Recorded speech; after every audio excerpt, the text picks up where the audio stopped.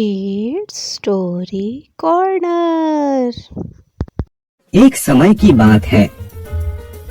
एक गांव में एक गरीब बुढ़िया रहती थी। वह पूरी तरह से अकेले रहा करती थी। उसका कोई भी नहीं था, न बाल बच्चे न कोई रिश्तेदार। सुबह शाम लोगों के छोटे मोटे काम किया करती थी, जिसके बदले लोग उसको पैसे, अनाज या खाने पीने का सामान दे दिया करते थे, जिसको खा पीकर वह अपना जीवन बिताया करती थी।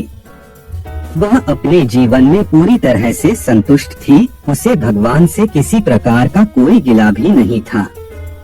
दूसरों के सामान के कारण बुढ़िया का घर पूरी तरह से सामानों से भरा हुआ था। एक बार की बात है, वे अपने घर को खोलकर घर के सामान को धूप दिखा रही थी। समय वहाँ से दो चोर जा रहे थे। जब उन्होंने देखा कि बुढ़िया के घर में तरह तरह का सामान भरा हुआ है, तो उन्हें बड़ा लालच आया और वे सोचने लगे कि इस घर में तो बुढ़िया अकेली रहती है, क्यों ना हम आकर इसके घर को ही साफ कर दें। माना कि सामान पुराना है, लेकिन कुछ तो पैसा मिलेगा और यह बुढ़िया अकेली हमारा कुछ बिगाड़ भी नहीं पाएगी। चोरों ने बुढ़िया के घर को अच्छी तरह से देख लिया और समझ लिया कि उन्हें किस तरह से बुढ़िया के घर की सफाई करनी है। उसके बाद चोर अपने घर वापस चले गए। बुढ़िया बेचारी को सपने में भी यह ख्याल नहीं आया कि उसके घर में भी कभी चोरी हो सकती है, क्योंकि उसके घर में तो खुद के उसके कपड़े तक उसके नहीं थे। सब कुछ गांव वाले उसे दिया करते थे, जो वह अपने घर में रख लेती थी। खैर, कुछ दिन बीत गए और एक दिन रात में चोर अपने दो साथियों को लेकर बुढ़िया के घर पहुंच गए। कमाल की बात यह थी कि उस दिन सरपंच ने बुढ़िया को चावल, दूध और चीनी दी थी और बुढ़िया बहुत खुश थी। बुढ़िया ने खुशी खुशी अपने लिए खीर बनाई और खीर बनाकर वह उस खीर को चूल्हे पर रखकर सोचने लगी कि अभी तो खीर बहुत ही गर्म है, जबकि थोड़ी ठंडी हो जाएगी तब आराम से खाऊंगी। और अपने बिस्तर पर लेट गई और खीर के ठंडा होने का इंतजार करने लगी। लेटे लेटे उसे नींद आ गई और वे सो गई और जोर जोर से खर्राटे लेने लगी। चोर बाहर खड़े थे। बुढ़िया के खर्राटे की आवाज सुनते ही उन्होंने सोचा कि चलो अब रास्ता साफ हो गया और अब हम आराम से बुढ़िया का घर साफ कर सकते हैं। वह सब जल्दी जल्दी आकर बुढ़िया के घर में सामान तलाशने लगे, परंतु कमाल की बात यह थी कि उन्होंने जो देखा था वह बिल्कुल गलत था।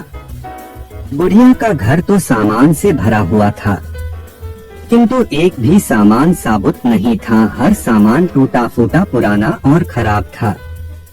यह चोर बड़े दुखी हुए और बुढ़िया को बहुत गालियां देने लगे। वह बोले, देखो कितनी दुष्ट बुढ़िया है, आराम से सो रही है और हम बेचारे इतनी मेहनत कर रहे हैं।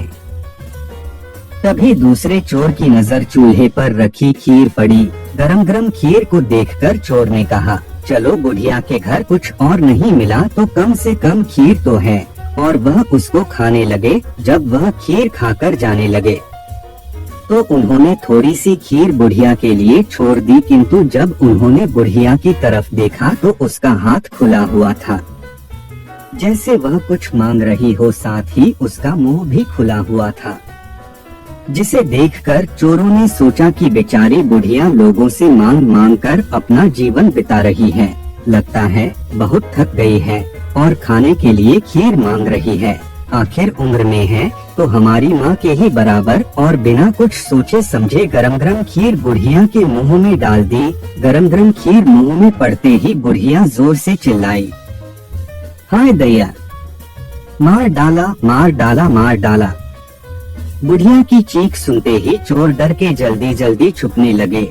जिसने मुंह में खीर डाली थी वह ऊपर जाकर छिप गया, एक चारपाई के नीचे और एक चारपाई के दाएं। बुढ़िया की चीख सुनते ही गांव वाले बुढ़िया के घर आ गए और पूछने लगे, क्या हुआ माँ? बुढ़िया बोली, मुझे क्या पता, ऊपर वाला जाने। यह सुनते ही ऊपर छिपा हुआ चोर बोला, अरे भला मैं क्यों जानूं, तुम्हारी चारपाई के नीचे छिपा चोर ना जाने। यह सुनते ही चारपाई के नीचे वाला चोर बोला, मैं ही क्यों जानूं, चारपाई के दाएं छुपा चोर क्यों ना जाने। और इस तरह से तीनों चोरों ने खुद ही अपना पता गांव वालों को बता दिया और फिर गांव वालों ने उन्हें पकड़कर खूब पिटाई करी और वापस भेज दिया। उसके बाद से चोरों ने कान पकड़ लिया कि आज के बाद कभी वह चोरी कभी नहीं करेंगे। चोर चाहे जितनी भी कोशिश करे अपने आप को छुपाने की, लेकिन वह फिर भी पकड़ा जाता है। इसलिए हमें कभी चोरी नहीं करनी चाहिए और अपने बच्चों को यही सीख देनी चाहिए।